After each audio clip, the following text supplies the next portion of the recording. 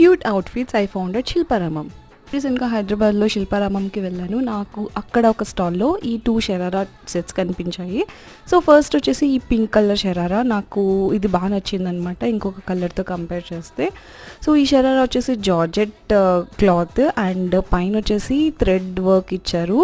నాకు ఈ సెట్ చాలా అంటే చాలా డీసెంట్ రేట్కి వచ్చింది. అది ఎంతో నేను లాస్ట్లో చెప్తాను.